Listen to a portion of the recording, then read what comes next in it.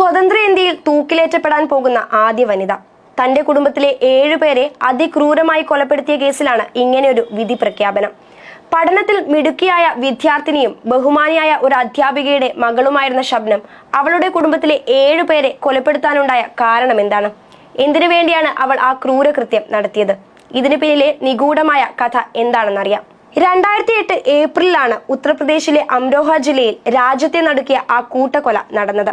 ഉത്തർപ്രദേശിലെ അംരോഹ ജില്ലയിലെ ഭവൻഗേദ് എന്ന ഗ്രാമം ഷബ്നം അലിയുടെ നിലവിളി കേട്ടാണ് ആ രാത്രി ഉണർന്നത്. ഓടിക്കൂടിയ നാട്ടുകാർ കണ്ടിരുന്നത് വീടിനകത്ത് കഴുത്തറുത്ത നിലയിൽ കൊല്ലപ്പെട്ട് കിടക്കുന്ന കുടുംബാംഗങ്ങളെയാണ്. കരഞ്ഞു നിലവിളിച്ച് തളർന്നിരിക്കുകയായിരുന്നു ഷബ്നം. ഓടിക്കൂടിയവരിൽ പലരും ഷബ്നത്തെ ആശ്വസിപ്പിക്കാൻ തുടങ്ങി. ഷബ്നത്തിന്റെ അച്ഛൻ ഷൗക്കത്ത് അലി, അമ്മ ഹാഷ്മി, സഹോദരൻ അനീസ്, അനീസിന്റെ ഭാര്യ അഞ്ജു, 10 മാസം മാത്രം പ്രായമുള്ള കുഞ്ഞ് അർഷ, ഇളയ സഹോദരൻ യാഷിദ്, ബന്ധുവായ റാബിയ എന്നിവരായിരുന്നു മരണപ്പെട്ടിരുന്നത്. മോഷണത്തിനായി വീടിനുള്ളിലേക്ക് അതിക്രമിച്ചു കയറിയ കൊള്ളക്കാർ കോടാലി ഉപയോഗിച്ച് വീട്ടിനുള്ളിലുള്ളവരെ വെട്ടിക്കൊലപ്പെടുത്തിയതാണെന്ന് കേസ് അന്വേഷണത്തിന്റെ ഭാഗമായി ഷബ്നം പോലീസിന് മൊഴി നൽകി. ആ സമയത്ത് വീടിനകത്ത് ഇല്ലാതിരുന്നത് കൊണ്ടാണ് താൻ രക്ഷപ്പെട്ടതെന്നും സംഭവം കണ്ട് ഭയന്ന് വിറച്ച് ബാൽക്കണിയിൽ നിന്നാണ് ആളുകളെ വിളിച്ചു കൂട്ടിയതെന്നും ഷബ്നം കൂട്ടിച്ചേർത്തു. കരഞ്ഞുകൊണ്ടിരിക്കുന്ന അവൾക്ക് മറ്റൊന്നും പോലീസിനോട് പറയാനുണ്ടായിരുന്നില്ല. RP ഗുപ്തയായിരുന്നു അന്നത്തെ അന്വേഷണ ഉദ്യോഗസ്ഥൻ. അദ്ദേഹം വീടിന്റെ അകവും പുറവുമൊക്കെ പരിശോധന നടത്തി. കോടാലി കൊണ്ട് വെട്ടേറ്റതൊഴിച്ചാൽ കൊല്ലപ്പെട്ടവരുടെ ശരീരത്തിൽ മറ്റു മുറിവുകൾ ഒന്നും തന്നെ ഉണ്ടായിരുന്നില്ല. കിടക്കയിൽ മരിച്ച നിലയിൽ കണ്ടെത്തിയവരുടെ പോലും കിടക്കവരികൾ ഒന്നും തന്നെ ചുളുങ്ങിയിട്ടില്ല. യാതൊരു മൽപ്പിടുത്തവും ഉണ്ടായതിന്റെ സൂചനയോ സാധ്യതയോ ഒന്നും തന്നെയില്ല. അതിൽ ആരോഗ്യവാനായ അനീസ് പോലും ചെറുത്തു നിൽക്കാതെയാണ് മരണത്തിന് കീഴ്പ്പെട്ടിരിക്കുന്നത്. വീടിനുള്ളിൽ നിന്ന് ബയോപാസ് എന്നൊരു മയക്കുമരുന്നിന്റെ 4 സ്ട്രിപ്പുകളും പോലീസ് കണ്ടെത്തി. അതോടെ ഭക്ഷണത്തിലെങ്ങാനും മയക്കുമരുന്ന് കലർത്തിയിട്ടാകാം അവരെ കൊന്നിരിക്കുന്നതെന്ന് പോലീസ് ഏകദേശം ഉറപ്പിച്ചു. പുറത്തു നിന്നൊരാൾ വീടിനുള്ളിൽ കയറി കൃത്യം നടത്തിയതാണെങ്കിൽ എങ്ങനെ അയാൾ അകത്തേക്ക് കയറി എന്നതൊരു ചോദ്യമായി നിലനിന്നു. ബലം പ്രയോഗിച്ച് വീടിനകത്തേക്ക് കയറിയതിന്റെ ഒരു സൂചനയും പോലീസിന് കണ്ടെത്താനായില്ല. അതിനുശേഷം മൃതദേഹങ്ങൾ മോർച്ചറിയിലേക്ക് മാറ്റി. പോസ്റ്റ്മോർട്ടം റിപ്പോർട്ടുകൾ വന്നതോടെ പോലീസിന്റെ സംശയങ്ങൾ ഇരട്ടിച്ചു. കഴുത്തിൽ കോടാലി കൊണ്ട് വെട്ടേറ്റ് മരിക്കുന്നതിന് മണിക്കൂറുകൾക്ക് മുൻപ് തന്നെ ഇവരുടെയെല്ലാം ശരീരത്തിലേക്ക് മയക്കുമരുന്ന് കടന്നു ചെന്നിട്ടുണ്ടെന്നായിരുന്നു പോസ്റ്റ്മോർട്ടം റിപ്പോർട്ട്. മയക്കുമരുന്നിന്റെ അംശവും ഇവരുടെ ബോഡിയിൽ നിന്ന് കണ്ടെത്തി. അതോടെ ആസൂത്രിതമായി ആദ്യം മയക്കുമരുന്ന് നൽകിയതിനു ശേഷം നടത്തിയ കൊലപാതകമാണെന്ന് പോലീസിന് വ്യക്തമായി. പോലീസ് ഷബ്നത്തെ മൊഴിയെടുക്കാനെന്ന വ്യാജന വിളിച്ചു വരുത്തി. പക്ഷേ ഷബ്നം പറയുന്ന പല കാര്യങ്ങളിലും വൈരുദ്ധ്യമുണ്ടെന്ന് പോലീസ് മനസ്സിലാക്കി. അങ്ങനെ പല സാധ്യതകളും പോലീസ് പരിശോധിച്ചു. കൊലയാളികളെ ഷബ്നം കണ്ടിട്ടുണ്ടോ? അവരെ സംരക്ഷിക്കാൻ ശ്രമിക്കുകയാണോ? എങ്കിൽ എന്തിന്? ഷബ്നത്തിന് കൊലപാതകവുമായുള്ള ബന്ധം എന്താണ്? അങ്ങനെ അന്വേഷണം പല വഴിക്കായി. ഷബ്നത്തിന്റെ മൊബൈൽ കോൾ ഹിസ്റ്ററി അടക്കം പോലീസ് ഇതിനുവേണ്ടി പരിശോധിച്ചു. അതിൽ നിന്നും ആ നാട്ടിലെ തന്നെ സലീം എന്ന ഒരു ചെറുപ്പക്കാരനുമായുള്ള ഷബ്നത്തിന്റെ ബന്ധം പോലീസ് തിരിച്ചറിഞ്ഞു. അങ്ങനെ കൊലപാതകം നടന്ന ദിവസം മാത്രം ഷബ്നം സലീമിനോട് ഏതാണ്ട് 40-ലധികം തവണ ഫോണിൽ ബന്ധപ്പെട്ടിട്ടുണ്ടെന്ന് രേഖകളിൽ നിന്നും വ്യക്തമായി. അവസാന വിളി നടന്നത് അന്ന് അർദ്ധരാത്രിയിലായിരുന്നു. അതായത് കൊലപാതകം നടന്ന ദിവസം അർദ്ധരാത്രി 1:45. ആ വിളി പൂർത്തിയാക്കി ഏതാനും മിനിറ്റുകൾക്കുള്ളിലാണ് അവർ വീടിന്റെ ബാൽക്കണിയിൽ നിന്ന് നിലവിളിച്ച് അയൽപക്കക്കാരെ ഉണർത്തുന്നതും സംഭവം ഗ്രാമവാസികൾ അറിയുന്നതും. വിശദമായ ചോദ്യം ചെയ്യൽ ആരംഭിച്ചപ്പോൾ കൊലപാതകത്തിന്റെ ചുരുൾ അഴിഞ്ഞു തുടങ്ങി. സലീം ഷബ്നത്തിന്റെ കാമുകനാണെന്ന് പോലീസിന് മനസ്സിലായി. തുടർന്ന് പോലീസ് സലീമിനെ അറസ്റ്റ് ചെയ്ത് ചോദ്യം ചെയ്യൽ ആരംഭിച്ചു. എല്ലാ വഴികളും അടഞ്ഞതോടെ ഇരുവർക്കും ചോദ്യം ചെയ്യലിനെ നേരിടേണ്ടി വന്നു.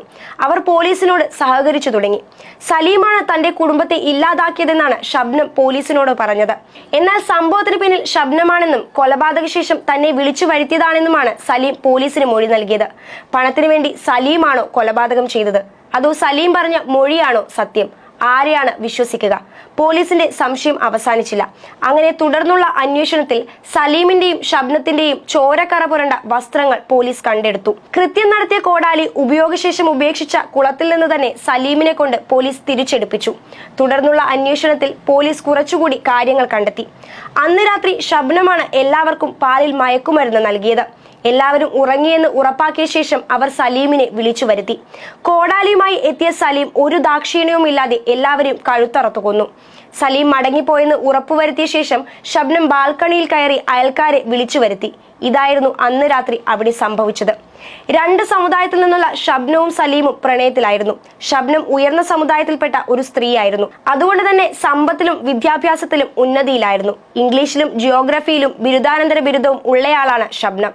ഗ്രാമത്തിലെ തന്നെ ഒരു സ്കൂളിൽ ടീച്ചറായി ജോലി ചെയ്തു വരികയായിരുന്നു.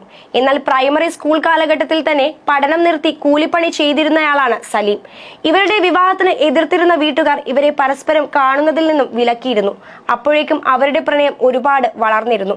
ഷബ്നം 7 ആഴ്ച ഗർഭിണിയായിരുന്നു. വിവരം പുറത്തറിഞ്ഞാൽ വീട്ടുകാർ ജീവിക്കാൻ അനുവദിക്കില്ല എന്ന് ഉറപ്പുള്ളതുകൊണ്ട് വീട്ടുകാരെ മുഴുവനായി ഒഴിവാക്കി അവരെ കൊല്ലണമെന്ന തീരുമാനത്തിലേക്ക് അവരെത്തി. കുടുംബത്തിലെ എല്ലാവരും മരിക്കുമ്പോൾ മുഴുവൻ സ്വത്തും തന്റെ പേരിലാകുമെന്നും സലീമിനൊപ്പം ഒന്നിച്ച് സുഖമായി ജീവിക്കാമെന്നും ഷബ്നം കരുതി. പക്ഷേ എല്ലാം മനസ്സിലാക്കിയ പോലീസ് ഇരുവരെയും അറസ്റ്റ് ചെയ്ത് ജയിലിലാക്കി. ജയിലിൽ കഴിയവേ 2008 ഡിസംബറിലാണ് ഷബ്നം ഒരു ആൺകുഞ്ഞിന് ജന്മം നൽകിയത്. 2010 ജൂലൈയിലാണ് ജില്ലാ കോടതി ഇരുവരെയും വധശിക്ഷയ്ക്ക് വിധിച്ചത്. ഇതിനെതിരെ സുപ്രീം കോടതിയെ സമീപിച്ചെങ്കിലും അനുകൂല വിധിയൊന്നും ഉണ്ടായില്ല. കീഴ്ക്കോടതിയുടെ വിധി ശരിവെക്കുകയായിരുന്നു സുപ്രീം കോടതി. 2016 രാഷ്ട്രപതി ദയാഹർജിയും തള്ളി. ഇതോടെ പ്രതികളുടെ ശിക്ഷ നടപ്പിലാക്കാനുള്ള നടപടിക്രമങ്ങൾ ആരംഭിച്ചു. ഷബ്നം താംബൂർ ജയിലിലും സലീം ആഗ്രയിലെ ജയിലിലുമായിരുന്നു. ജയിലിലെ നിയമപ്രകാരം അന്തേവാസികളായ അമ്മമാർക്ക് കുഞ്ഞിനെ 6 വയസ്സ് കഴിഞ്ഞാൽ കൂടെ നിർത്താൻ സാധിക്കില്ല. കോളേജിൽ പഠിക്കുമ്പോൾ ഷബ്നത്തിന്റെ ജൂനിയറായി പഠിച്ചിരുന്ന ഉസ്മാൻ കുട്ടിയെ ഏറ്റെടുക്കാൻ തയ്യാറായി. അങ്ങനെ ഉസ്മാന് കുഞ്ഞിനെ കൈമാറി. മകനെ ഏൽപ്പിക്കുമ്പോൾ ഷബ്നം ഉസ്മാനോട് 2 കാര്യങ്ങൾ പറഞ്ഞിരുന്നു. 1, തന്റെ ഗ്രാമത്തിൽ മകനെ കൊണ്ടുപോകരുത്. 2, അവന്റെ പേര് മാറ്റണം. ഉസ്മാനും ഭാര്യയും സ്വന്തം മകനെ പോലെ തന്നെയാണ് അവനെ വളർത്തിയത്. ഇന്ന് അവന്റെ പ്രായം 13. അമ്മ ചെയ്ത തെറ്റുകൾ ഒരിക്കലും ന്യായീകരിക്കാനാവാത്ത തെറ്റാണെന്ന് അവൻ അറിയാമെങ്കിലും അമ്മയെ മരണത്തിന് വിട്ടുകൊടുക്കാൻ അവൻ തയ്യാറായില്ല. അമ്മയെ കൊല്ലരുതെന്നും അമ്മയുടെ സ്നേഹം തനിക്ക് നിഷേധിക്കരുതെന്നും പറഞ്ഞുകൊണ്ട് അവൻ രാഷ്ട്രപതിക്ക് ദയാഹർജി നൽകിയിരുന്നു. ഷബ്നമിനെ തൂക്കിലേറ്റാൻ തീരുമാനിച്ചപ്പോൾ ഉസ്മാൻ അവനെയും കൊണ്ട് താംബൂർ ജയിലിലേക്ക് പോയിരുന്നു. മകനും അമ്മയും തമ്മിൽ കണ്ടപ്പോൾ ഷബ്നം അവനെ വാരിപ്പുണർന്ന് പൊട്ടിക്കരയുകയായിരുന്നു.